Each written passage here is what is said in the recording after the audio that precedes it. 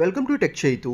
మనం ఈ వీడియోలో వరంగల్ ఆసన్సోల్ రైలు కారిడార్కి సంబంధించిన వివరాలను తెలుసుకుందాము. తెలంగాణలో ఉన్న వరంగల్ని వెస్ట్ బెంగాల్లో ఉన్న ఆసన్సోల్ని కలుపుతూ రైలు కారిడార్ని ఏర్పాటు చేయాలని ఇండియన్ రైల్వేస్ ప్లాన్ చేస్తుంది. ఈ రైలు కారిడార్ తెలంగాణ, ఆంధ్రప్రదేశ్, ఒడిశా మరియు వెస్ట్ బెంగాల్ రాష్ట్రాల గుండా వెళ్తుంది. ఈ రైలు కారిడార్లో భాగంగా పలు కొత్త రైల్వే లైన్స్ నిర్మిస్తారు. ఆ రైల్వే లైన్స్లో ఒక రైల్వే లైన్ ఆంధ్రప్రదేశ్, తెలంగాణ రాష్ట్రాల గుండా వెళ్తుంది. ఆ రైల్వే లైన్ వచ్చేసి పాండ్రంగాపురం, భద్రాచలం, మల్కాన్గిరి. పాండ్రంగాపురం, భద్రాచలం తెలంగాణ రాష్ట్రంలో ఉన్నాయి. మల్కాన్గిరి వచ్చేసి ఒడిశా రాష్ట్రంలో ఉంది. Pandrangapuram Bhadrachalam road railway station Manuguru railway లైన్లో ఉంది.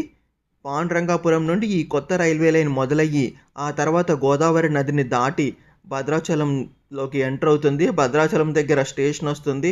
ఆ తర్వాత కొంత దూరం తెలంగాణలో ప్రయాణించి తర్వాత ఆంధ్రప్రదేశ్లోకి వెళ్ళి తర్వాత ఒడిశాలోకి ఎంటర్ అవుతుంది. ఈ రైల్వే లైన్ పొడవు తెలంగాణ రాష్ట్రంలో 20 కిలోమీటర్లు ఉంటుంది. ఆంధ్రప్రదేశ్లో 85 కిలోమీటర్లు ఉంటుంది. ఈ రైల్వే లైన్ పొడవు 173 కిలోమీటర్లు ఉంటుంది. ఈ వరంగల్ ఆసన్సోల్ రైలు కారిడార్లో భాగంగా నిర్మించే పలు రైల్వే లైన్స్ నిర్మాణానికి 7,300 కోట్లు ఖర్చవుతాయని అంచనా వేస్తున్నారు. ఈ రైలు కారిడార్ వల్ల ప్రస్తుతం ఈస్ట్ కోస్ట్ వెంట ఉన్న హౌరా చెన్నై రైల్వే లైన్ పైన ఒత్తిడనేది తగ్గుతుంది. ఈ కొత్తగా నిర్మించబోతున్న రైల్వే లైన్ ద్వారా సౌత్ ఇండియాలో ఉన్న పలు పవర్ ప్లాంట్స్కి బొగ్గుని చాలా సులభంగా మరియు త్వరగా తరలించవచ్చు. మరియు ఈ కొత్తగా ప్రపోజ్ చేసిన ఈ రైలు కారిడారు ఎక్కువగా ట్రైబల్ ప్రాంతాల గుండా వెళ్తుంది. దీనివల్ల ఆ ట్రైబల్ ప్రాంతాలు కూడా బాగా అభివృద్ధి చెందడానికి అవకాశం ఉంది. ఈ కారిడార్లో భాగంగా మల్కాన్గిరి, భద్రాచలం, పాండ్రంగాపురంతో పాటు జునాగఢ్, నవరంగపూర్ మధ్య కొత్త రైల్వే లైన్స్ని నిర్మిస్తారు. వీటిని డబల్ లైన్స్గా నిర్మిస్తారు. అంటే సింగిల్ లైన్ కాకుండా నిర్మించేటప్పుడే డబల్ లైన్గా నిర్మిస్తారు. ఈ ప్రాజెక్టు వల్ల జునాగఢ్, నవరంగపూర్, విశాఖపట్నం, కిరండల్ రైల్వే లైన్లో ఉన్న జయపూర్, మల్కాన్గిరి, భద్రాచలం, పాండ్రంగాపురం మధ్య కనెక్టివిటీ అనేది ఏర్పడుతుంది.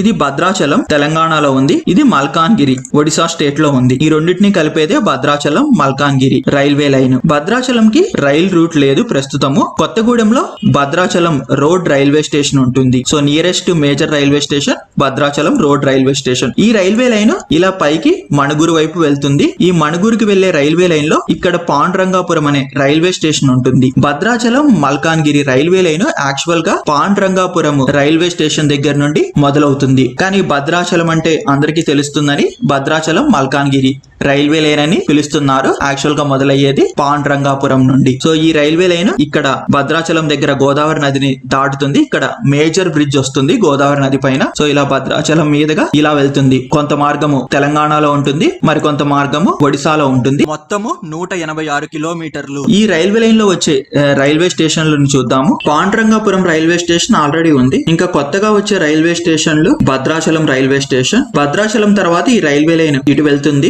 నందిగామ దగ్గర రైల్వే స్టేషన్ వస్తుంది. తర్వాత పళ్ళు. యాక్చువల్ గా పళ్ళు అనే నేమ్ ని మెన్షన్ చేశారు, కానీ పళ్ళు అనే నేమ్ తో నాకు మ్యాప్ లో ఏ ఊరు కనిపించలేదు. నేను సెర్చ్ చేసినా కూడా ఏమీ రాలేదు. సో నేను ఇక్కడ పళ్ళూరు అనే ఊరుంది. సో ఈ ఊరేనేమో అని అనుకుంటున్నాను. ఒకవేళ మీకు కనుక తెలిసుంటే పళ్ళు అనే పేరుతో ఊరు కింద కామెంట్ లో మెన్షన్ చేయండి. తర్వాత ఈ రైల్వే లైన్ ఇలా పైకి వెళ్తుంది.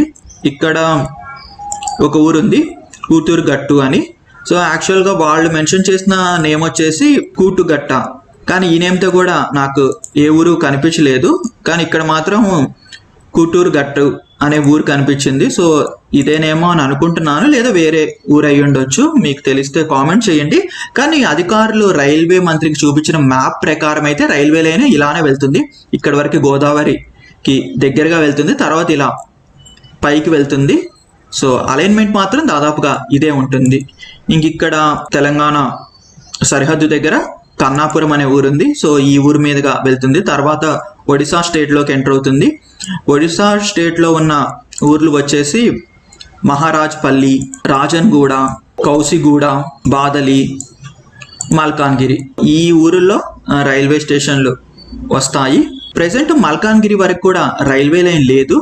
మల్కాన్గిరి నుండి ఇక్కడ జైపూర్ వరకు రైల్వే లైన్ని నిర్మిస్తున్నారు. ఈ జైపూర్ వచ్చేసి విశాఖపట్నం నుండి అరకు వెళ్ళే రైలు కిరండల్ వరకు ప్రయాణిస్తుంది. ఇది కిరండల్, సో ఇది విశాఖపట్నం. ఈ రైల్వే లైన్లోనే ఉంది జైపూర్.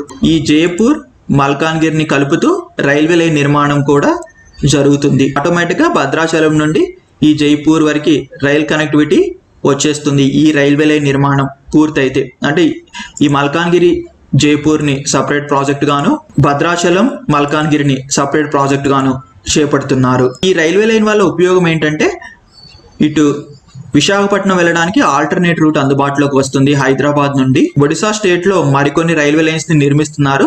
ఆ రైల్వే లైన్స్ నిర్మాణం కూడా పూర్తయితే అప్పుడు డైరెక్ట్ గా వెస్ట్ బెంగాల్లో ఉన్న ఖరగ్పూర్ వరకు రైల్ కనెక్టివిటీ అనేది ఏర్పడుతుంది. ప్రజెంట్ ఖరగ్పూర్ వెళ్ళాలంటే విశాఖపట్నం, శ్రీకాకుళం, భువనేశ్వర్, కటక్ మీదుగా వెళ్ళాలి. ఒడిశా, వెస్ట్ బెంగాల్ స్టేట్ లో కొన్ని రైల్ లింకులు మిస్ అయ్యాయి.